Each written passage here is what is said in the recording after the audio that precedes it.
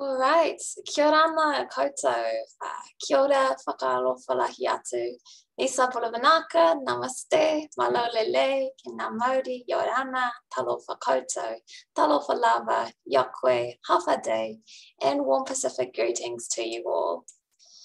On behalf of the Centre for Asia Pacific Refugee Studies, I'd like to welcome you all to the third in our Talanoa series, Land, Law and Te Tiriti or Waitangi, Climate Mobility to Aotearoa, New Zealand. If you joined us last time, welcome back. And if this is your first time, welcome aboard the baka. Today we'll be talking about an Indigenous-led response to movement in the time of climate change. My name is Olivia Yates and I'm a PhD candidate and the coordinator of this series based at the University of Auckland in Tamaki Makaurau, Aotearoa, New Zealand. Throughout our discussion today, feel free to engage with the speakers through the chat box or by raising your hand or through asking a question in the question panel. There'll be some time to answer questions and ask questions at the end of the Talanoa today. You could start by introducing yourself and with an acknowledgement of the traditional owners of the lands from which you are calling. So I'm Olivia and I'm calling from the lands of Ngāti Whātua ki Ōrākei as a non-Indigenous person with British heritage. Now today's Talanoa was going to be guided by the incredible Lisepa Penyu. However, we've just had word that Lisepa has actually just been admitted into hospital for some kind of medical complications. So our thoughts are with Lisepa. She will be okay. But for the time being, our thoughts and prayers are with her. In the interim, I'm going to be moderating today's session. So I'll be introducing our speakers, then we'll run through the Talanoa topics, followed by time for question and answer. So without further ado, I'd just like to invite Matua Johnny Freeland to open today's call with a karakia. If that's all right, Matua.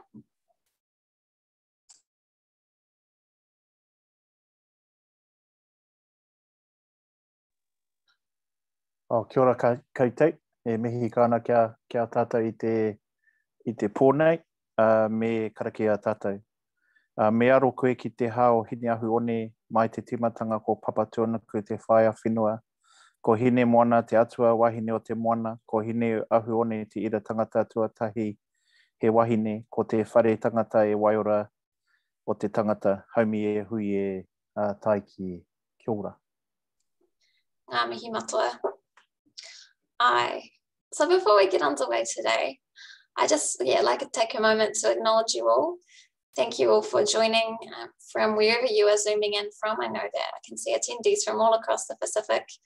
I'd also like to mihi to our two panelists today, Matua Johnny Freeland and Tamana Balwanga Yosefa, both of whom are real knowledge holders in their own right. And so very honoured to have you both joining us today. And I'll provide a bit of an introduction for you both soon. But first things first, just to give a bit of context to our discussion, I'm going to describe some of the conversations that are going on in the background of what we'll be talking about today. So Pacific peoples across history have tended to see the ocean as a vast highway joining interconnected islands where no movement, including to Aotearoa, is ever accidental. While constitutionally Pacific peoples are given a place in Aotearoa through Te Tiriti or Waitangi, or the Treaty of Waitangi, the connections to the Pacific run a lot deeper than that. So many Pacific peoples with Polynesian origins have a deeper kinship connection with Māori as tuakana teina, as older sibling to the younger. And many other nations that don't have Polynesian roots, like Kiribati, have sort of economic and colonial and social ties to Aotearoa and New Zealand, bound through the circular movement of workers, through resource extractionism, through foreign aid, and through current work visa schemes. But despite these ties to the Pacific region, current policies tend to close rather than open doors to our Pacific neighbours. The New Zealand government is developing a plan for a Pacific-led response to climate-related migration, but in its absence, existing migration pathways tend to keep people out rather than welcoming those who are already on their way. Furthermore, meaningful conversation with Māori as treaty partners has been lacking in policy to date. This raises questions about what a Māori-led approach to climate-related migration might look like. So such gaps in policy and practice create new opportunities to reimagine and re-indigenize Aotearoa's approach. So we have the honour today to listen to our knowledge holders as they talanoa about these topics and more. So I'd like to introduce firstly Valuanga Filipo Yosefa. So Valuanga hails from the islands of Nukulalai and Niutau in Tuvalu and Atafu in Tokelau. Born in the paradise of Nukulalai, he came to New Zealand in the early 1980s, with amongst the first wave of Tuvaluans to come to New Zealand. He has a passion for supporting young Pacific people to succeed and navigate through whichever challenges come their way, whilst never forgetting their roots. He studied biochemistry and biotechnology at the University of Otago, and then studied teaching secondary science at Massey University. Through his studies, he's worked in a range of voluntary and paid teaching roles, including teaching in Te Reo Māori within the Kura Kaupapa system at Hawani Waititi in West Auckland. On the side, Valuanga has worked for various aid agencies as a go-between and voice for Tuvaluans, Tokelauans, and Kiribati people, including now in his capacity on the Whao Pacifica Committee as an interpreter and for Te Ilunu Tuvalu Taumatua, the Tuvaluan Elders Group. So welcome, Valuanga, talofa, and whawhetai lasi for being here today. Do you have anything else you'd like to add to introduce yourself beyond what has been said?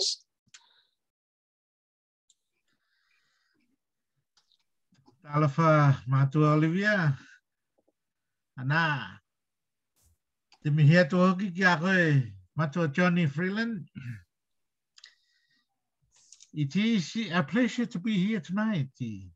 Your brief intro has really allowed us to go up to the heavens, but we are very, very much normal people right here on the ground. So thank you very kindly for that. In a brief statement, we believe, and I should say that the lies of work, which means the sun rises from the east and the sun sets at the west. Whatever happens during the daytime, let's grasp it, because the darkness of the pole, you will come again, and we shall be engulfed within. So whilst we are still here in the darkness of that evening, let's make the best of it. So thank you very kindly, Olivia. Let's delve into all the patai that you have put in front of us here. Thank you. Whawhetai, engali. Cool. I'd now like to shift to introduce Matua Johnny Freeland. So Johnny is a systems navigator of Ngāti Te Ato or Waiokua, one of the kaitiaki of Tāmaki Makaurau, Auckland, and also of Ngai Tūhoi descent. He has over 30 years of experience supporting organisations to achieve better outcomes for Māori. He was formerly the General Manager for Te Waka Angamua, Auckland Council's Māori Strategy and Relations Department, and is currently the Senior Māori Advisor for Oranga Tamariki in Tāmaki Makaurau, Auckland. In these spaces, he weaves together mātauranga Māori and Western science to guide a way forward. Right now, he's navigating a whakapapa-centred approach to climate change within Tāmaki Makaurau through the Mana Whenua Kaitiaki Forum, which is anchored in Indigenous and Māori systems thinking. So tēnā koe matua, mai mai haere mai ki tēnei talanoa. Do you have anything else you'd like to add there to introduce yourself? Tēnā tātou. I just really want to reinforce the acknowledgement and the privilege to be part of our talanoa tonight. And as Matua outlined, the opportunity that we can discuss, navigate, come together in the daylight, and while the sun is shining, and really thinking about, for me, it's just thinking that the challenge and opportunity around this next wave of movement through the Pacific From a Māori Aotearoa perspective, it sort of represents our third movement. Our ancestors moved here over 1,000 years ago from the Pacific. We had that post-World War II movement from the islands into Aotearoa for families looking for work, education, all those sort of opportunities to give back to our wider family. And this movement represents that third wave of Pacific movement for our people. And in a similar way, the values of our ancestors navigated that pathway. I think there's opportunities for us as people of the Pacific to look at what an Indigenous-led response, given that we're all related, we're a bigger family. And one of the challenges is how do we navigate or influence the palangi system that have already had an impact on our people throughout the Pacific. So for me, it's a privilege as tangata whenua, mana whenua from here in Tāmaki Makaurau to sit in the Talanoa circle, really. So kia ora. Kia ora. And thank you for sharing that. Yeah. Hea tāhua o whakarora. Beautiful thoughts. That's just a teaser. I feel like we've got so much more to get into there. Cool. One other person who I'll just briefly mahitu is Tiho Bishop. So Tiho was going to be joining us today on the call.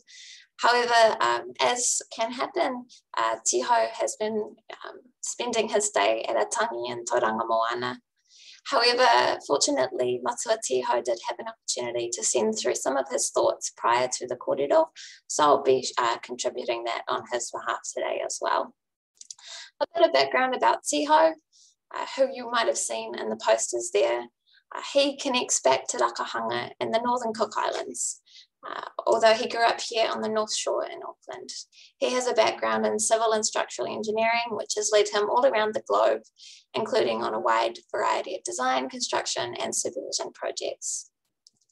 Right now, though, his focus is about looking for new opportunities with climate change mitigation and adaptation to support Pacific peoples. So through this, he's an associate with CLIM Systems. He's a trustee for International Global Change Institute and has founded the Pacific Atoll Survival Trust. Through this, he's designed this boat called Te Rangi Kiroa, which is a way of bringing medical care to remote atolls, enabling the residents to remain as long as they can until they decide to leave with grace and dignity. So maybe at some point he'll be able to join the call. However, for the time being, I'll just be sharing thoughts on his behalf.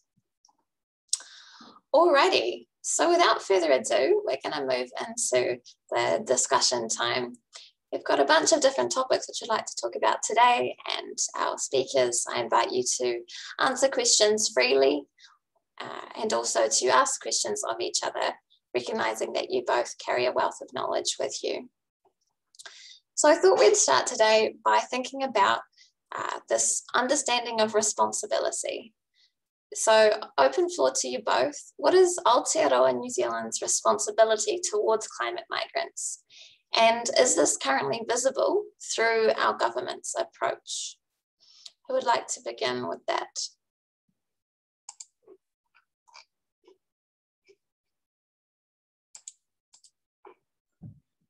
If I may, Olivia, while Matua is still looking at the heavens to gather some,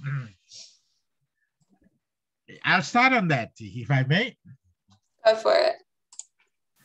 Up front, I could say that the New Zealand government's responsibility to climate change migrants have been zilch.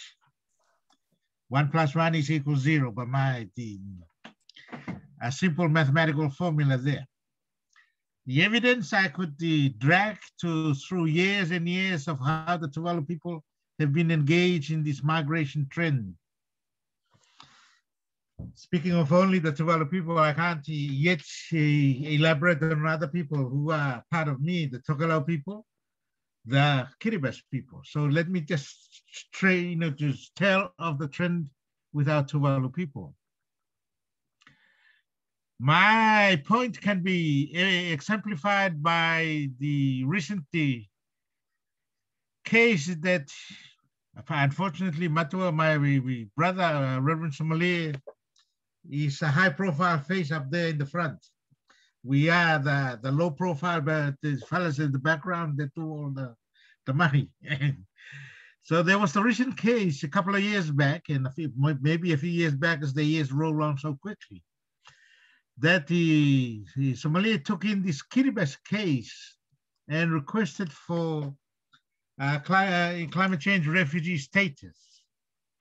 That didn't quite, he presented up to Parliament Beehive at that point, and with all of us, that was never considered adequately and sufficiently responded by the New Zealand government at the time. And of course, the irony of it, the same case was actually taken up to the United Nations. The decision that came through a few years later was that it was decided that that case was worth a climate change refugee status. And to us, that was the first acknowledgement of a refugee status climate change situation here in Aotearoa, which to us begs the question as to what all the New Zealand government responses and transitional policies that have come through over the decades. And I'm saying decades because never mind the dawn raid, we've just had the apology on Sunday, because that depicts how our Pacifica migrants have been treated through the decades. But that to me is just one evidence of how we can deal with the situations of the kind. I can narrate of how one candidate have been in prison and I managed to get him out just a couple of months back, unable to be sent back to Tuvalu, but now still stuck here in the system as is. So where the system is responsible for the care and support of people like us, still journeying through, one begs the question as to how much responsibility that there is. The responsibility can be stretched in so many ways. Our current Tamariki situations that there is poor use. Matua, may I finish off by saying, with reference to Olivia's earlier statement that Kiribati people were never really incorporated into the migration around my fire. My Kiribati people, now I'm talking about my Kiribati people, they were part of the ancient history migration. And Matua, if you know your whakapapa and your tahatikanga, we have Ngā Tarawa, the people from Tarawa. They mostly settled down at the Hawke's Bay area. And them and Ngati Kahungunu and Ngati Porou people there had a lot of fighting between each other. And I stand as a representative of those people there at the Flaxmere, at the Breach Bar, Mariah there. And I argue constantly with those Kaumatua there, those were my people. That Ngā Tarawa, Ngā Marawa, Ngā Karawa people. I will pause there. Thank you. Thank you for your response to that. And yeah, definitely there's the ties of responsibility across history, not just for the current situation, but for the decades of Pacific labour exploitation, as you mentioned, through the dawn raids and moving forward. Yeah. Matsua, Johnny, would you like to add something to that? I think that certainly that's one of those key challenges at that broader systems level, and we use the term of I guess the question is the current government kaupapa ready? And Matua sort of talked about the struggles of over a number of years of just getting the status of climate refugee, that concept just recognised, and it's taken the UN to acknowledge that. And I think that's one of the key things that for Aotearoa New Zealand, we need to get kaupapa ready. And the other concern within the current system is the I guess the institutional racism that our Pacific people have suffered under over many generations, in a similar way that Māori have over a couple of 100 years. And I think that's those learnings we can apply to influence the position. And I guess whether it's COVID, whether it's climate, whether it's housing or poverty, those are all issues that impact on our families. For our Pacific families, just in Aotearoa now. So within that is the challenge as well as the learning and where the solutions sit within our own people, and the opportunity to, I guess, influence the policy settings in a similar way that post-World War II, as our own families move from the country into the cities, it's the first time many face those issues around those pepper potting housing policies, all based about integration, assimilation of those culture into that Palangi system. And I think the opportunity really is for our families that live here in Aotearoa, both Māori, our mana whenua, and our Pacific. How do we help become kaupapa ready for that next wave of movement for our people and our family? Because it's at a family level that's really important around how we embrace each other, but also how do we influence those Western Palangi systems? And that's the key opportunity really is. And it's unfortunate that we have to fit within those Palangi terms like climate refugee or any refugee to align to some policy. Whereas I think these are some of the, I guess, the significance of what the apology represents, not only acknowledging the past, but also what it might mean in the new partnership moving forward.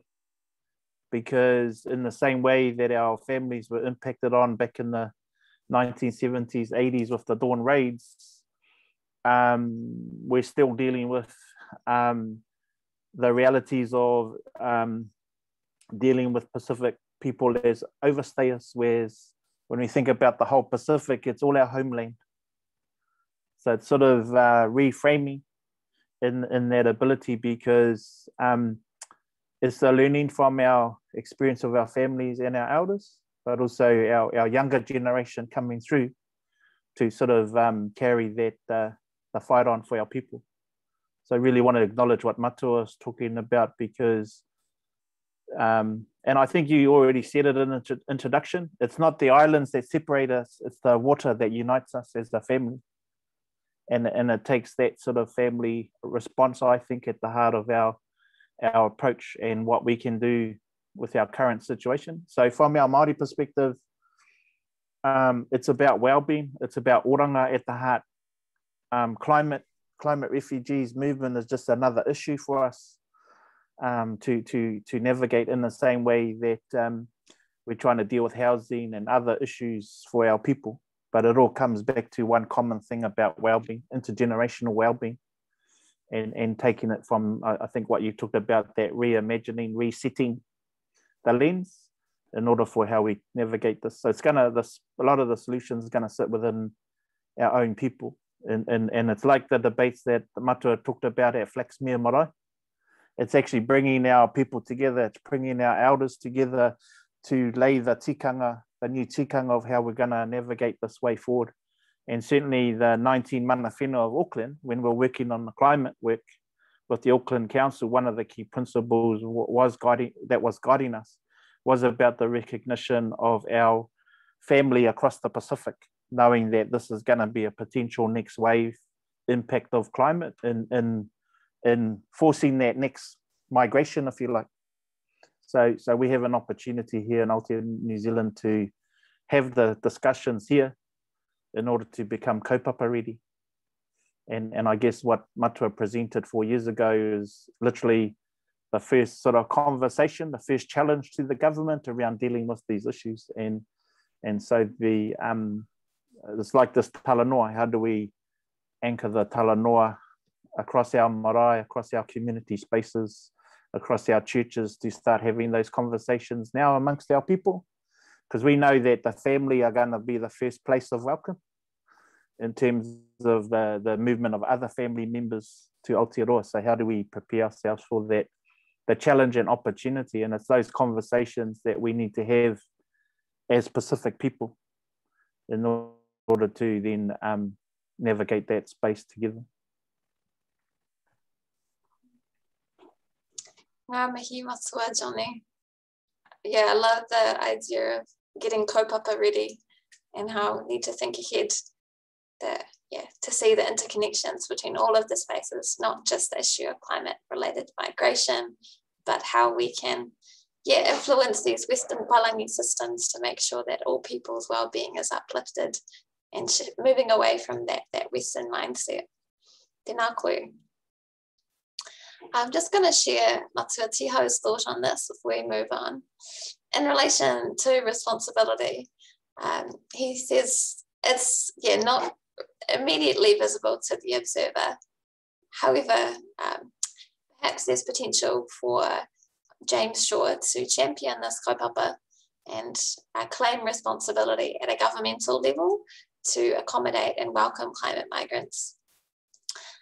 He could even potentially put government pressure on to provide the $1 billion offered to Kiribati in order to raise the Tarawa atoll and kind of put the imperative there to find out when that work will start. So his approach is more thinking pragmatically, how can our government accept its responsibility and work from a regional approach with other states? So I thought we'd shift a little bit now to touch on the role of Te Tiriti o Waitangi. And so you've kind of talked about this, both of you, but would you mind articulating a bit more about what you see the role of Te Tiriti o Waitangi and of tangata whenua-led responses to be in guiding the policy around climate-related migration?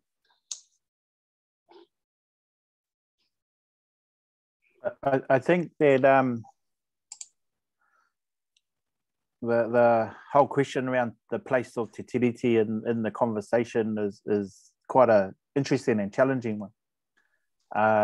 And at a first level, I guess when we talk about our whakapapa relationships across the Pacific, that goes beyond Te Tiriti. And we're talking about our fundamental whakapapa to Monanui-a-Kiva. And Matua gave that whakapapa connection from the Tarawa people coming into Aotearoa. Again, it's those wider connections, and I think that the Indigenous conversation of us as being tangata moana. So I sort of frame this opportunity around tangata whenua, tangata Pacifica as tangata moana. That's one of those mental things we've got to reframe. And because if you just imagine over 1,000 years ago, our elders sat at Tarawa having this talanoa about getting on a waka to journey to Aotearoa as an example. So these sort of talanoa, and it might have been a climate issue that caused people whānau to move back then.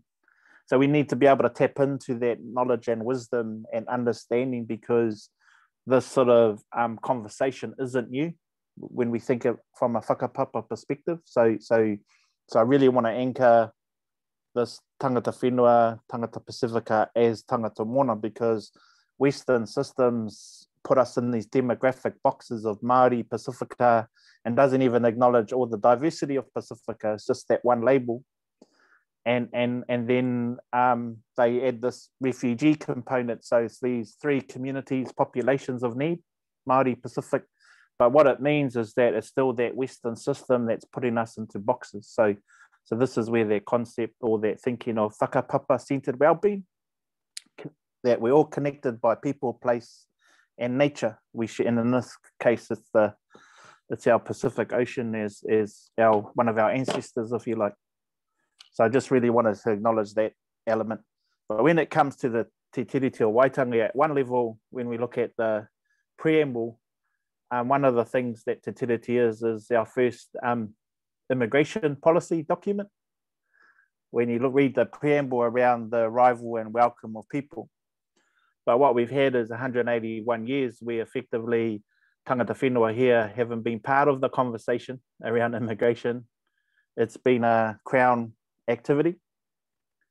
But I think that one of the opportunities in the Te Tiriti partnership between tangata whenua and the Crown is how we can work together to welcome, to manaki, to awhi our whānau from other parts of the Pacific. And what's exciting is that we've had recent examples of marae and tauranga welcoming new migrant families to the area. And so there has to be this whenua to moana connection as part of this whole process, and how those elements could be recognised through Te Tiriti o Waitangi. So it's not just about the rights of Māori and tangata whenua in that sense, it's actually the framework that Te Tiriti o Waitangi, because I think the key aspect is, from a mana whenua, tangata whenua perspective, it's how do we express our obligations to manaki, to care for others that live within our tribal domains. How do we express our kaitiakitanga, our guardianship responsibilities and obligations in a real meaningful way. And in that sense, it's really about balancing the power relationship between Māori and the Crown, and in some cases allowing Māori to hold our own steering hoi, our steering paddle of our waka, in order to then how we look at our other whakapapa partnerships that sit in the Pacific. So it goes beyond just like a consultation type process with tangata whenua. And I guess the other aspect is I look to we have a number of rural houses throughout the Pacific, and I look at how those rural houses relate to each other and role model those behaviours of relationships and mana, in the way the Māori king at the moment is visiting Rarotonga. And so before he even met the government there, actually met with our pāriki there in Rarotonga.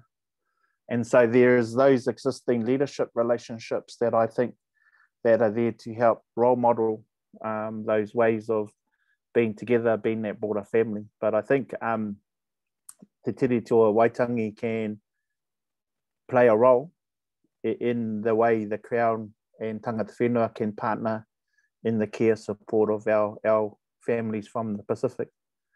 And I think too, just looking back at the coverage and talking to the Ngāti Whātua people, they felt really privileged of being part of the apology, to be the tangata whenua present in the town hall, to welcome everyone there.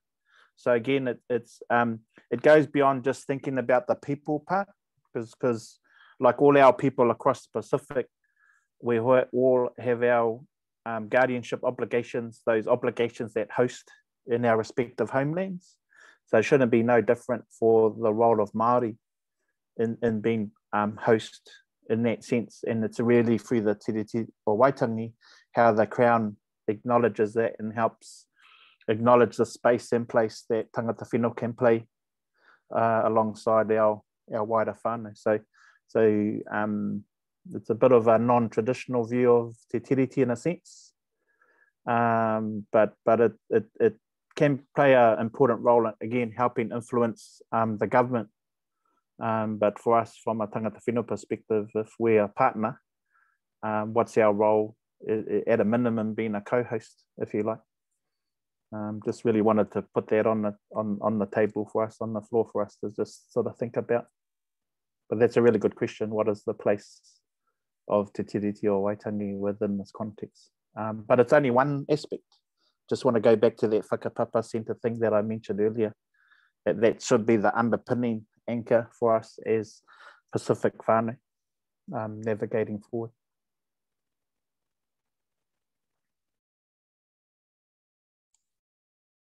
Thanks for sharing that perspective. Yeah, I know it's given me a lot to think about as well, in terms of, as you say, the reframing of tangata whenua is also tangata moana, really grounding that in that whakapapa-centred approach, rather than trying to fit it into the square boxes of what's written within the articles of Te Tiriti. Thanks for that. Manoanga, do you have anything else to add? Thank you, Olivia, Matua, Johnny. It is quite an expanse listening to your korero, your mimi and that patai. And I am reminded by one of the phenomena that has happened through my people. When we talk about the one set of clouds, we describe it as the malo or tangaloa. Malo is the word we use, forgive me, Madame, it is the word we use for the device that women folks wear to up their situations when their period comes through. Yep, just like the Mariah, we refer to it as Matua knows, right? So we refer to the Maro Tangaloa as virtually the set of clouds that comes 180 degrees from one direction to another, mostly from the north to the south, in that form of direction. You have alluded to the Moana, the Tangata Asi, all of us, embracing all of us. How kind of you, Matua, to put all that in an open Moana system, which we are correctly.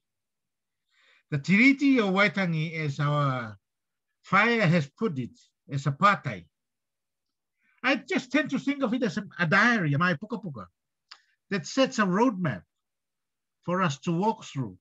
But as you have kindly elaborated on all the different facets of engagement, but we are all but one. Right? But that heart of yours is so open as you corridor through. Do we have the same heart across from the north to the south, from the east to the west? You know? And so we should, in order to embrace all the challenges that we come across. You know? Currently, we have COVID-19. How are we going to combat that? Our ancestors have combated many and many a time of challenges through their journeys of coming here. I set the example of Te Haranga Marae and my mentor, Henare O'Keefe, the Kaumatua there. He invited us, all our Tangata Pacifica at Hawke's Bay, to engage with him at Flaxmere. I like putting you at my safe zone of Flaxmere because that's where I enjoyed a lot. Although I am a strong disciple of Peter Sharples on this end, but the activities that I found challenging were actually at the Hawke's Bay area. We were having a good corridor with the corridor there, and then we suggested, why not subdivide or offer your space for us Pacifica people to come and plant our respective patches of gardens there. And then we'll, to reap the harvest after a few months, kind of. That small gesture that the Henare O'Keefe put through, and all of us Pacifica people that were engaging, and there were heaps of us, different Pacifica people that was, highlighted to us the need to continue that dialogue that you refer to continue to hold the ground and start planting seeds to allow offshoots to come forth. This is the planting period following Matariki Matua. Let's continue to do that. I'll pause there. Thank you.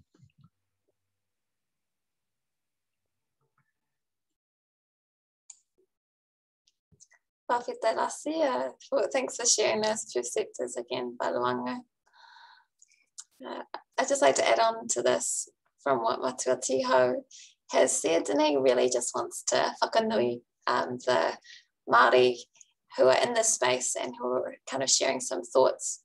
So yeah, just an acknowledgement to Mike Smith for fronting the Iwi Leaders Forum, and to Donna Aotearoa, the Māori Climate Commissioner, for yeah, creating the kaupapa with 3 po, to representing the interests of landowners, being Māori, for bringing Māori worldview into climate change discussions, and for sharing these conversations with Indigenous peoples around the world. And I can hear those 3 po from Tōna Awa Tere Huata and what you've both been saying there already. Yeah, thinking about Māori as landowners and how the Māori view and the wider view of Māori as tangata moana can be brought into the conversation there. So yeah, tēnei te mihi ki a kōrua. We'll move on to our next kaupapa. And this is more thinking like practically, what would or could, if we're thinking big, if we're really imagining the best possible future, what would a moana nui a kiwa, Indigenous or whakapapa-centred response to climate migration look like?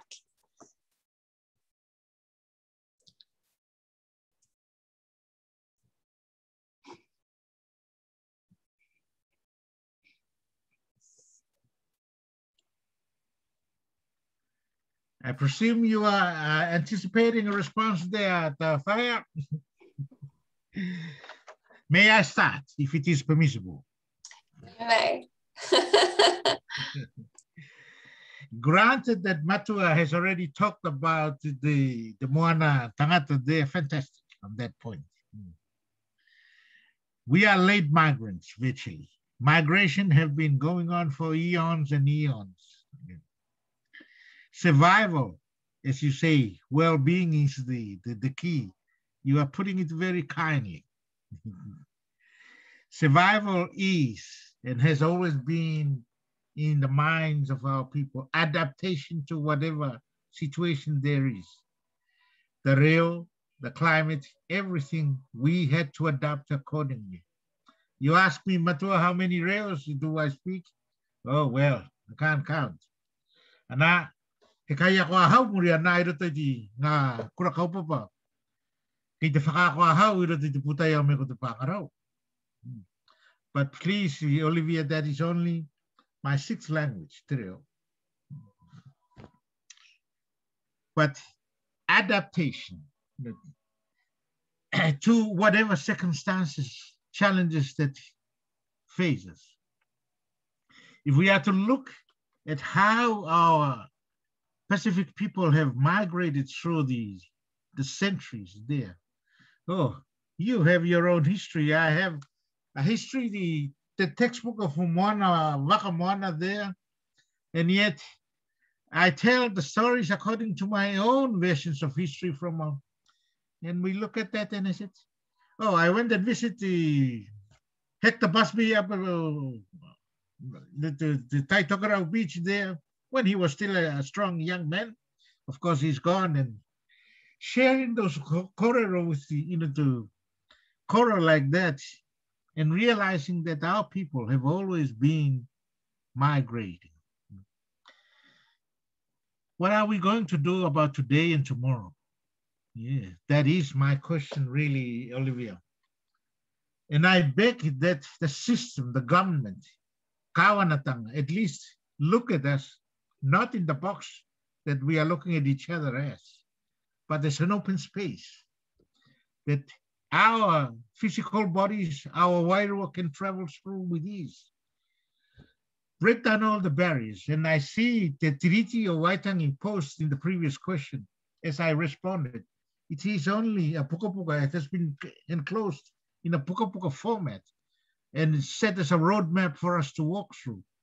But such are all the systems and the policies and whatnot that we have confronted. These are going to be our ongoing challenges. And I like the way you had put it, Matua, that we've got to be ready. And it's that kind of readiness that we need to anticipate, expect the unexpected and anticipate the worst. So in terms of that anticipation and expectation, we need to have more corridor. Fire. Matua, I've just seen you for the first time. And, my taringa are very, very warm by listening to your words. They filter through to my heart And the arteries there are pumping in and out, at a higher rate, because we can share your thoughts. I have had a lot of, over the years, dialogue with my mentor, or should I say, I am the disciple, but he is the Christ, Dr. Peter Schaffels. And that is how I ended up at the Honi Waititi. And that is how I became the Kayako, It is through characters like that that have actually dragged us through. And my way of sharing is that what I teach at what I teach at prison. Oh, sorry, I was also a tutor at the Hawke's Bay prison, and lately here at Wiri. I don't teach my sciences that I'm supposed to be teaching, because science is only a little box. But you have to teach the holistic perception of what knowledge is. And so I start with the sun coming up and the sun falling down, and then in the darkness that we are in. But so we are all creatures of both realms, that is. And so it is that us, tangata whenua, us, moana tangata, as you put it, should embrace our hands together, and let's start the dialogue.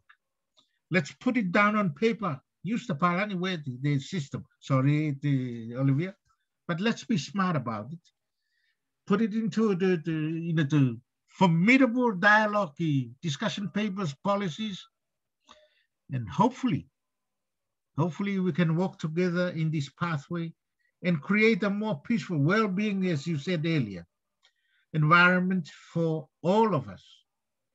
I am going to court again tomorrow. Those are the downsides of our people and the ongoing challenges that we face. I have a pause there. Thank you, Matua. Thank you, Fire. Anything else you'd like to say to respond to that, Matua, Johnny? Yeah, I think as Matua said, it's that seeding the garden. And what's exciting is that we're at that seeding stage, guided by that wider body of knowledge. And I think, when we look back to our past and our whakapapa as a people of the Pacific, we already have resilience and adaptability in our DNA. It's already sitting there. All that wisdom is locked into our whakapapa, literally in our DNA. So we've got those things to help guide us and what we share in common. And as Matua said, it's then thinking about today and tomorrow. And what's important for me, it's about, when we think about whakapapa-centered well-being, we're thinking about intergenerational well-being. And we've got to learn from those experiences of many of our families that come to Aotearoa and over generations, because of the impact of living in that urban Western environment. There's been an erosion of language and identity. So it's really important to learn from that experience as well, because in a couple of generations, we don't want to have, and this is part of our daily work at Oranga Tamariki, is we're literally dealing with disconnected, displaced whakapapa and the consequences of not anchoring our people into the whenua. And one of the questions that was raised, and looking back in the chat room, is around the whole issue of that movement relocation, that you're uprooting from your tūranga waiwai back home and then relocating to a new home. So from a tikanga perspective, how we plant our seeds, because it'll help anchor future generations. So we need to think about, how do we bring the embers with us on the waka from our homeland to then reignite the fire into our new homeland. So those ways, those tikanga are really important in order to give the best opportunity for the next two generations. It's not just about the first generation of arrival and what we call the 0.5 tamariki, those that arrive with mum and dad. and because they come knowing, or they have the memories of home.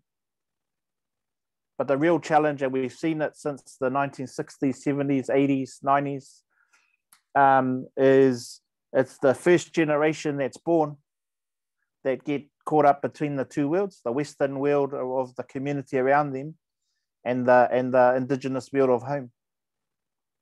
So how do we make sure that our thinking and policy settings is thinking more than just arrival?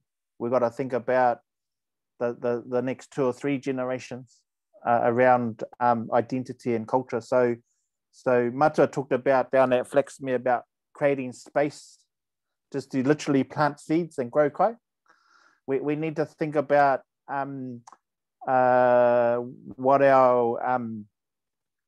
what do our Pasifika papakainga look like?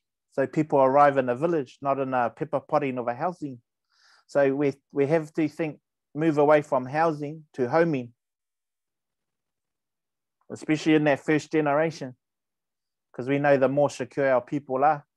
And then it touches on other things around the opportunities for education, for work. There's another question around the issue of labour mobility schemes. See, that's really short-term thinking.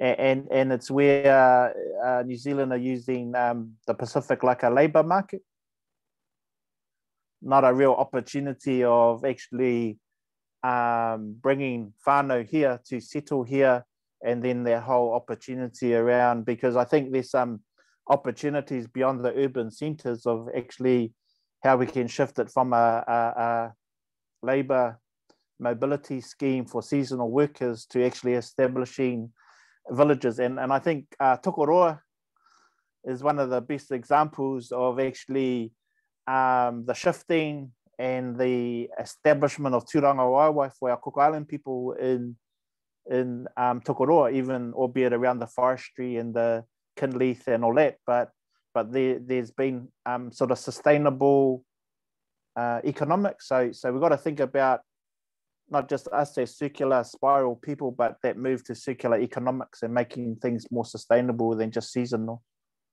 And so those are part of how Aotearoa could get kaupapa ready, by just thinking about our own cultural knowledge and wisdom in the way of not just the welcome, but that re-anchoring, that re-sowing the seeds, the reigniting the fires, so that what we're establishing is new tūranga waiwai, new spaces for our people to stand, because people focus on that initial tension around arrival or the current state, but we need to think about generations, and we need to work with 3 generations together if we really want to evoke intergenerational change. And again, it's sort of my thoughts. We've got to work at a family level. We've got to look at place-based, connecting to whenua, and then there's the systems work that needs to influence that shift in the policy type space, where we can be advocating from our different spaces as tangata Pasifika and tangata whenua together, around this reaffirming that tangata mona whakapapa. So I think there's a massive opportunity. We come with that intergenerational wisdom, and like Matua said, we need to start seeding those conversations across our Indigenous communities here in Aotearoa and across the Pacific, and using that sort of whakapapa lens and coming from a view we're all connected anyway. So how do we build off that?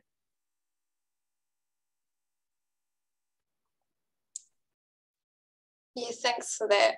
There was so much in your kōrero, Matua, Johnny Freeland.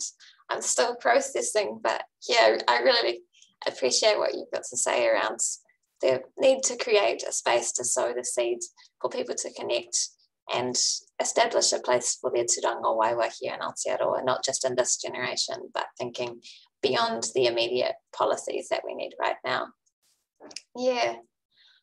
Matua Waluanga, did you have anything else to add to those other questions that had been raised there around the labour mobility and yeah, being forced to leave your Turanga Waiwai, but re-establishing it here in Aotearoa.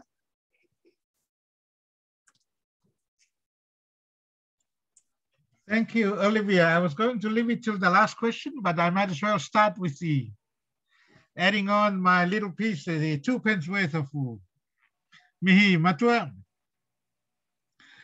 Like I said, my ears are forever open and listening to your mihi there. And I am glad you constantly mention Oranga Tamariki. Has one of our sisters joined your father there? Yeah, Ayolupo there. And it is that sharing that I am referring to, and I like the way you put it. It's a cope up already, kind of. Well, you have one of our very able, and I say very able, the Olivia, because we are going to miss her. We have already missed her at the Ministry of Pacific People. The Ministry of Pacific People, through all the mahi that they have done, good to them, on Sunday, I kind of come home and I talked to my family here and I said, hold on. The apology was virtually a good show for my Minister, Honorable Aupito. The best ever show I've seen him in his traditional Samoan, and especially with this bear there showing. So the ministry is embarking on the latest, which is coming up Friday, the project on volunteers to be compensated adequately. And of course, they elaborate on and on and on. This I bring to the fore because you raised the question of us leaving our homelands. Olivia, I left my little home way back in 1976 after Ellis Island separated from Gilbert Islands. And that during that separation, 1976, the Ellis people were called to get together to deliberate on what was the next step forward. And it is sung in a song that the Olivia has heard many a time. And it was my father who composed that, by the way, Johnny. And I dance to it even today. The migration of our people was started from there, Tuvalu. And that the name was coined as Tuvalu. South Pacific Festival of Arts, 1976 was held at Rotorua. Were you there, young Johnny, possibly? My father was the leader of that troop that came. Through that early journey of his, he met our family here in Auckland and from Wellington, Taupo, and Rotorua. That's where the Tokelau people were settled at the time. My father being half Tokelauan himself. So the trend to migrate here to New Zealand has been there all along for us at Tuvalu, at Kiribati, because New Zealand was seen as the land of milk and honey. Yeah, good saying that is. Fast forward that to today. Oh, by the way, when I say the nation Tuvalu was coined as, the name was coined as Tuvalu, I go back to my depiction of the Malo o Tangaloa Matua, and Tuvalu is referred to as the Taivalu over there. All right? You refer to your Matariki as the 7 stars and the eye of the Rigi. Well, we refer to the Moana and all its waves there in the count of 8.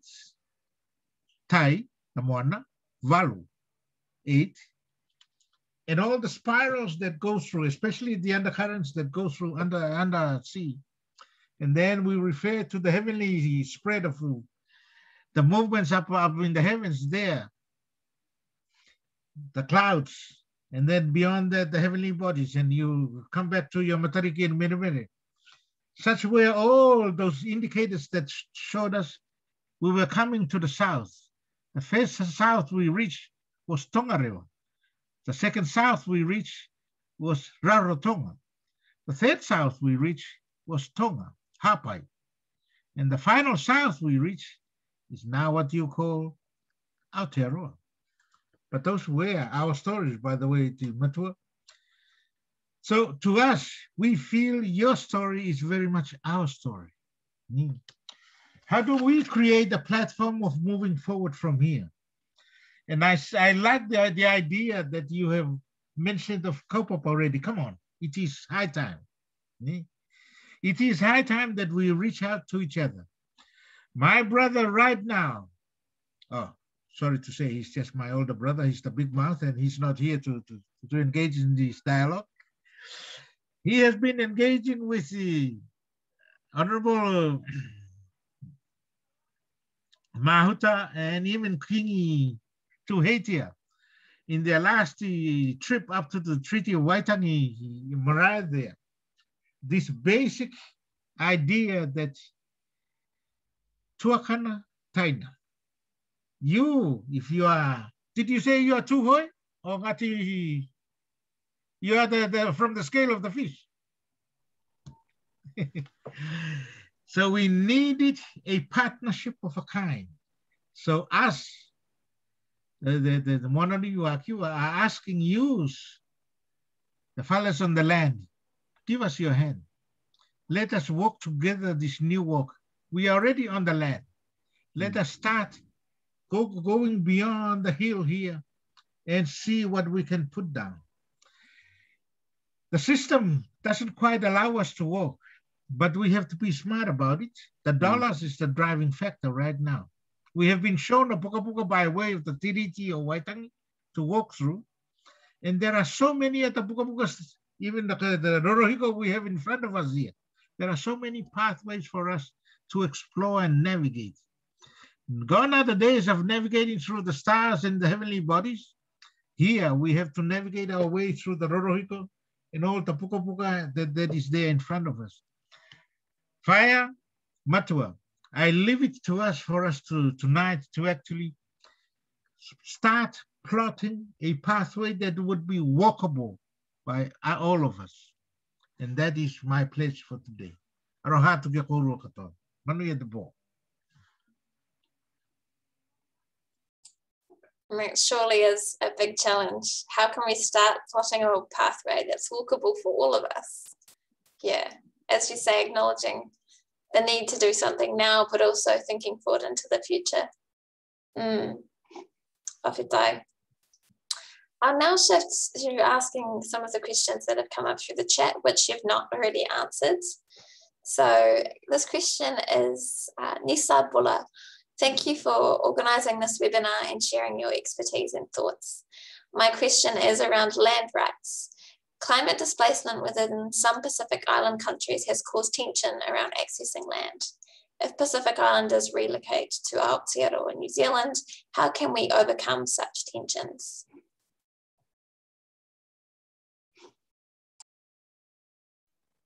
I think just to carry on from the theme that we'll be talking about, it really sits within that relationship between tuakana teina and I guess the opportunity for us coming together is really, I guess, the responsibility, obligation of teina to care for welcome tuakana in that sense. And because what those stories of movement, migration, the waka journeys that across the Pacific, our people hold the departure story. What we have in Aotearoa is the arrival story, but we need both together to fully understand the relationship. So at one level, it is that fundamental relationship between our tangata whenua, tangata Pacifica coming together. And certainly, I think that as an action, within our Tamaki Makaurau context and with our Mana Whenua Forum, it's something that we've identified as important within the work around our climate work with Auckland Council. The opportunity then to maybe organising a talanoa for our tribes to come together to start having the conversation. the tension in the land context is where you've got again, those policy settings, someone else is holding the steering blade for our waka. In this case, the central government, even local government. So the opportunity to influence that, because, you know, one of the big challenges is about land and around housing within, especially Tamaki Makaurau, Auckland, around the whole impact of cost of living. So how do we help prepare the cushion to soften the blow as we go through that homing and relocating, that movement process, which is really important. I think too that the challenge for many of our iwi and Māori is to be able to have that same thinking, consideration, and even reframing some of our own square thinking, because that's been an outcome of the impacts of colonisation, westernisation, and especially for around the urbanisation. So I think it's about how do we create new space to Talanoa, and creating our own binocular lens between Māori and our Pacific whānau. You know, that I think that's the opportunity, because if we look to Europe and the way refugees are being treated in those refugee camps and how long it takes. So I'm in current dialogue with a guy in London who's Afghani English that's facing that same issue around, and so he's looking to Indigenous knowledge and principles to actually help re-indigenize the thinking in Europe, especially in the UK, because as they're moving into their summer, more whānau are getting in boats to try and cross the English Channel.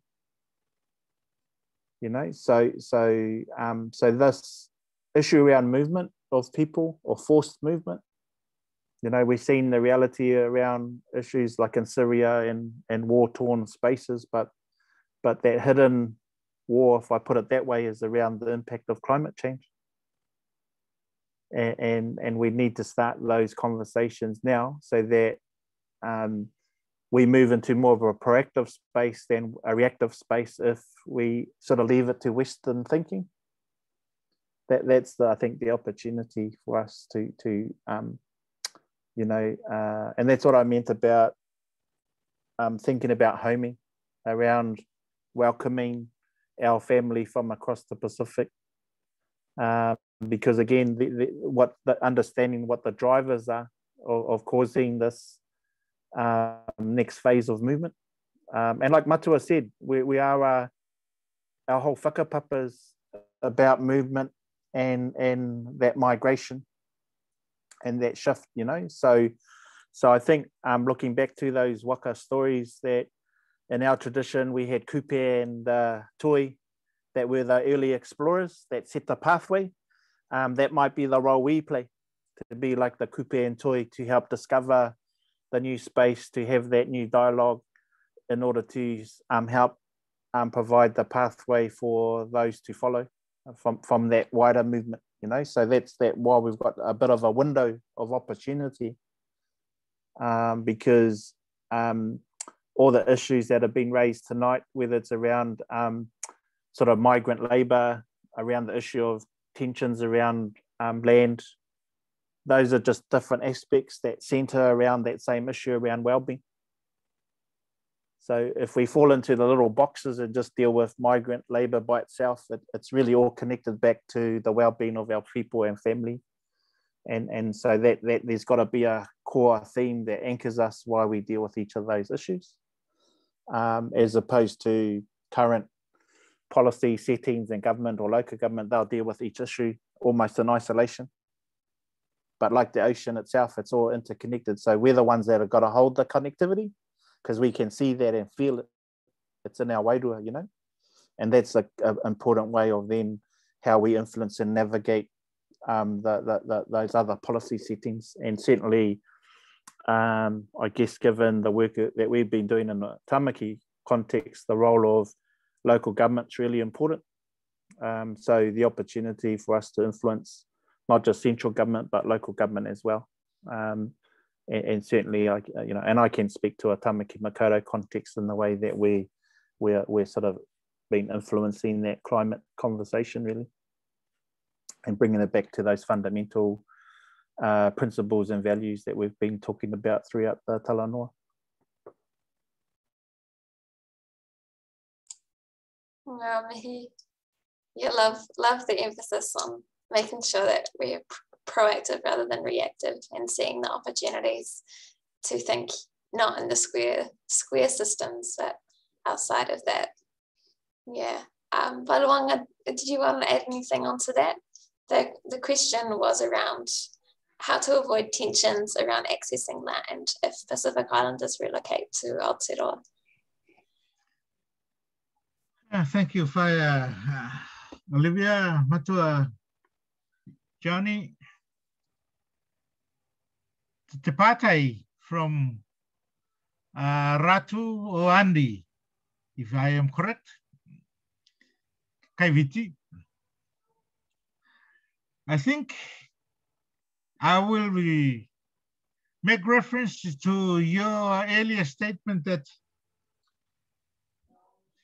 the well-being that you are referring to can be packaged in Professor Mesenduri's Whare Tapawha concept. All right.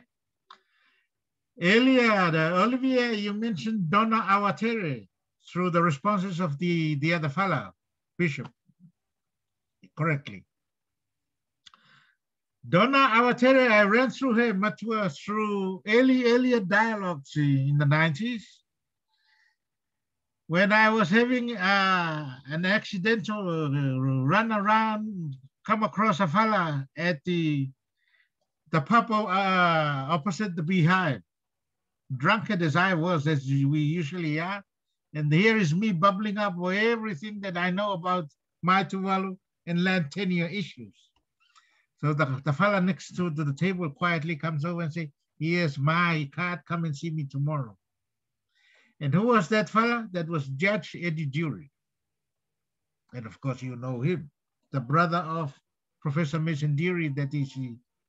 So now I've just highlighted these characters because the issue of land tenure, and I got quite a bit of put there, having given advice to Judge Eddie Dury on those kind of issues, Matua. So it was a fantastic opportunity. That the issue that the impacts and puts a very good high question mark on now people back in the islands. And I see that coming through, having read some of the issues that the Judge Eddie Dury posted on my face then, and as you have alluded to, the issues are ongoing. But I put it this way, Matua, the battle is not just us physically taking our weapons and getting up and having a fight with the other person. The battle is actually a spiritual battle, a wide one. If we know who our 83 gods and demigods are, I respond with the karakia atane mahuta, ko aia hau, ko tane mahuta, ko tane whakapiripiri, ko tane nui aranga. And so he went up to the heavens. And at the very 12th rangi that was Matua, so he reached out to Io and came back down with the 3 kitties. If that was the story of Tane Mahuta, and so should it be that our story should continue even now. With our land issues there, we know what is called va'a. You asked the earlier question of responsibility. We know exactly, go back to the apology, the Dawn Raid apology that night. I say it was a big show. My great, the Honorable Minister had a good show on his part as a Whaikorero, a Samoan Whaikorero, fantastic. On the other side of the stage, we have the Princess of Tonga and their status that was acknowledged in a symbolic manner, well, in a true manner there. That VA was recognized up on the stage. But similarly with a lot of us, we sit in those relationship stages, and accordingly, the land tenure that should be. From the islands, we come with our systematic ways of looking at things. Here, as I step up into Tamaki Makaurau, but of course it is Ngati Fatua that I should go down and beg and have a korero with, because the whenua is theirs. Maybe, as you said, it's city council, it's central council, the government that holds all the puka puka on that. Arohamai Matua, we don't believe that. We believe in the spirit of the land, and it is you, Tangata Whenua, that we acknowledge that you hold the spirit of the land, and we would come back to that. And hence, I finish off with saying, let us recognize that we come with our va. We come with whanetapafa, which is our holistic approach to everything that we can talk about. I pause there before I go on another lecture. Thanks for that, Matua Wailuanga. I think we'll finish up our talanoa there. There's a few more questions that have been asked in the chat, but I will share those questions with you both, and there'll be an opportunity for you to get in touch with the speakers at a later point. Just to finish up, I wondered if either of you two wanted to add any final remarks to our conversation before I run through the last administrative affairs.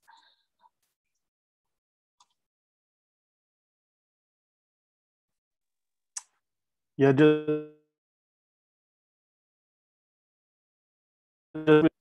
and I sort of see the going back to we're just seeding the conversation through the talanoa, and the concept of va is so important. Our Māori term is te wā, and it is about where those words of wātea to clear the space, wānanga for us to come together to explore.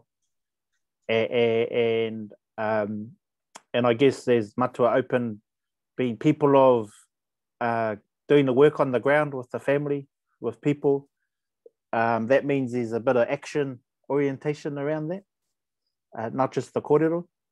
And so how I guess, just to leave as a question, where do we take the conversation next?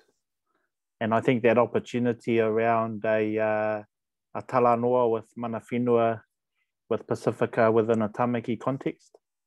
And I can't help going back to Matua's image about what happened at on the stage at the town hall, because the majority of the people, and when we think about the Black Panther members that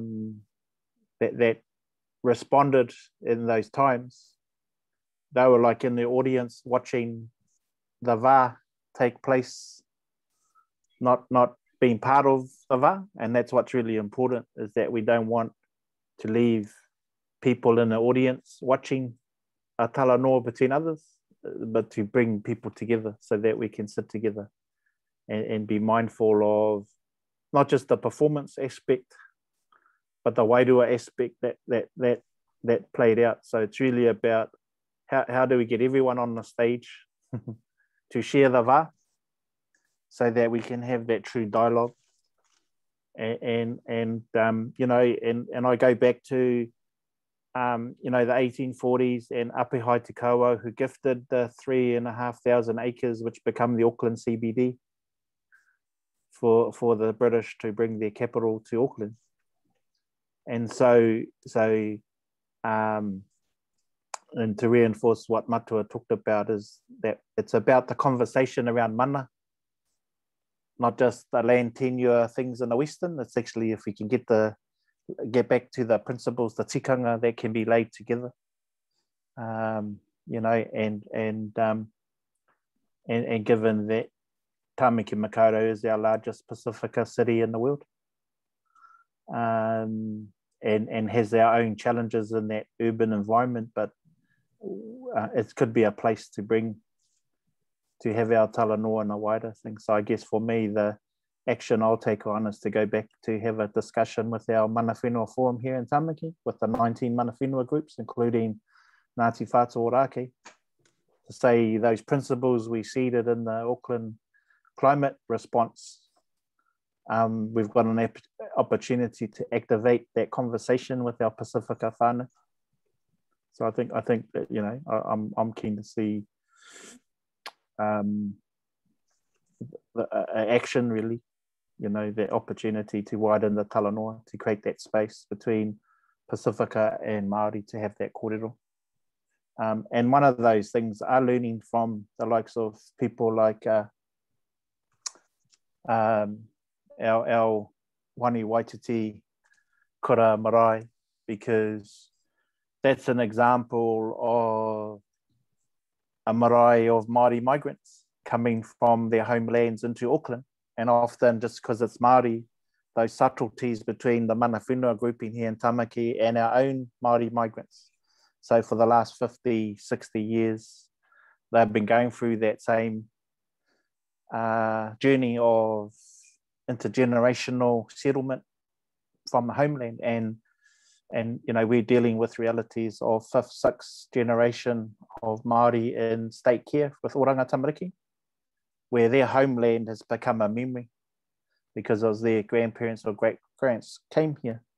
So we know what it's like in terms of dealing with the negative effects of movement, and that dislocation, disconnection of whakapapa. So those are some of those learnings we can take to then help think about today and tomorrow, because it's literally on our doorstep right now.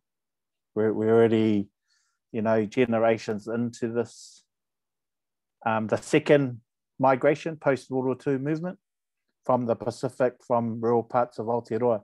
So we're already 5th, 6th generations into that. So what can we learn in anticipation of this next wave of movement? So, but just real privilege for me to sit within the talanoa and just share my perspective. So kia ora tātou.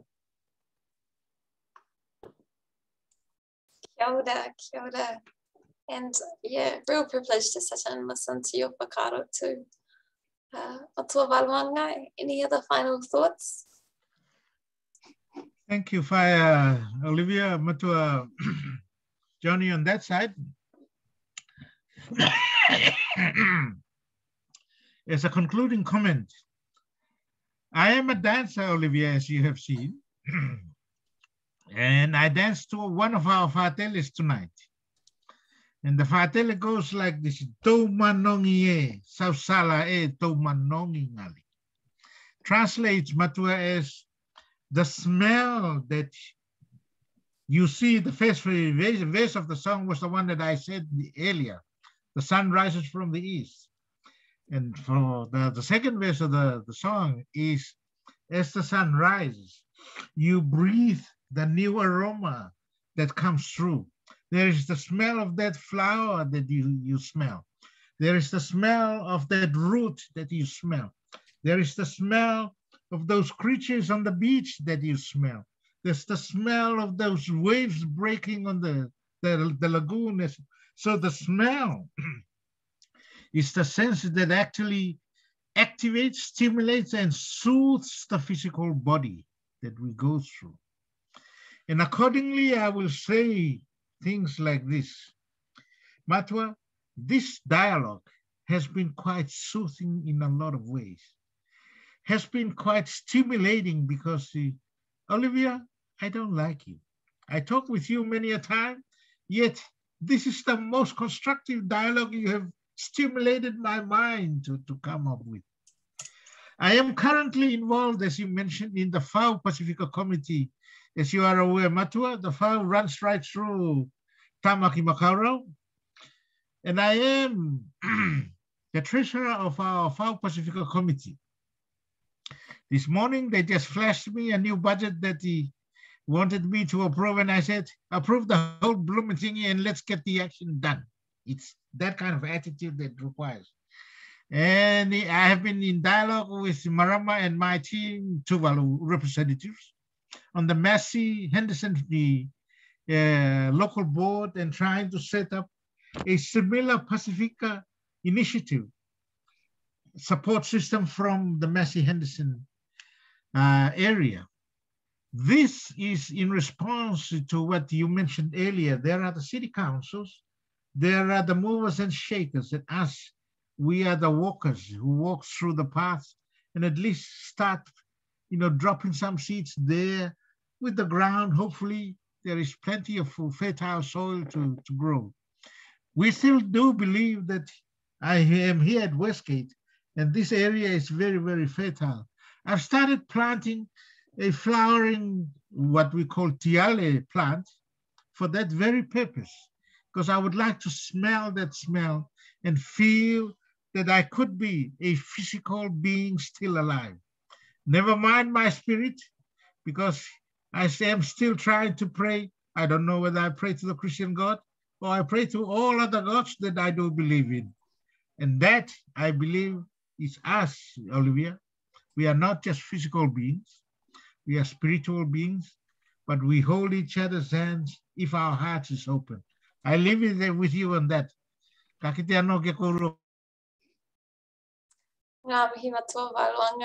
Yeah. If our hands and our hearts are open, then who knows what we can do, eh? Thank you for that. Yeah, tēnei te mihi kia kōrua o koutou whakaaro, whakahirakira. Yeah, kia koutou e kawe ana o koutou whakaaro nui ki te ki te whakaahua tēnei kaupapa.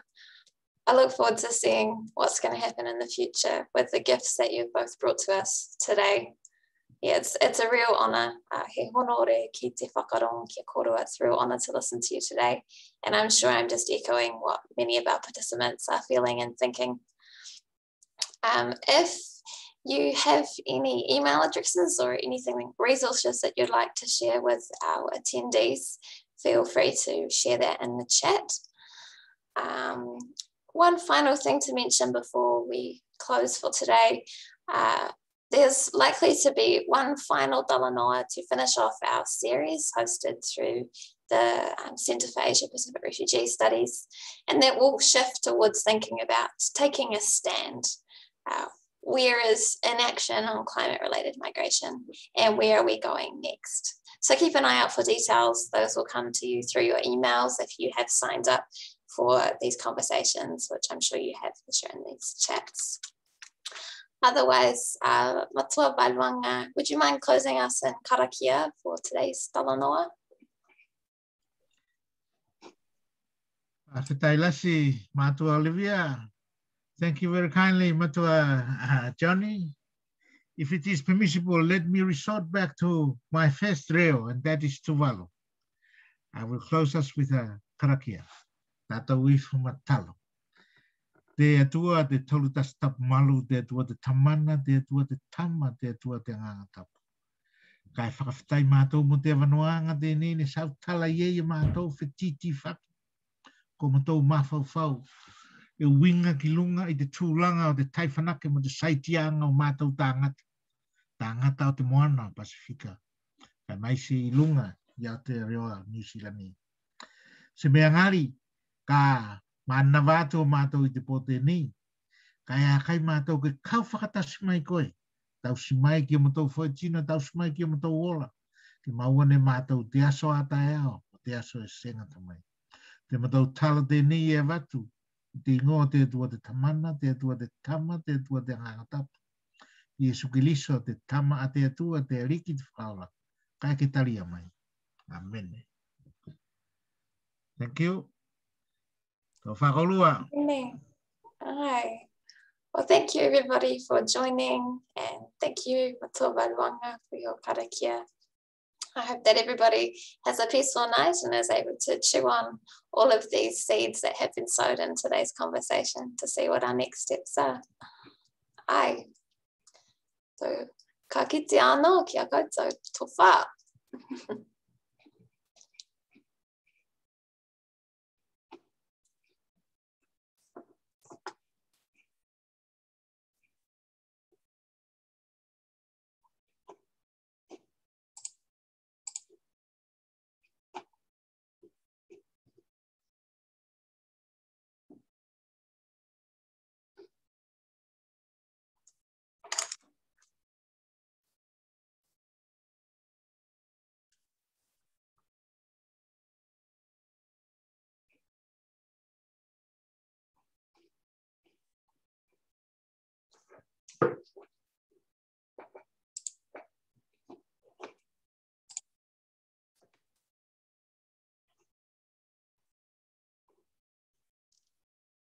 Thanks for your support with this, Jay.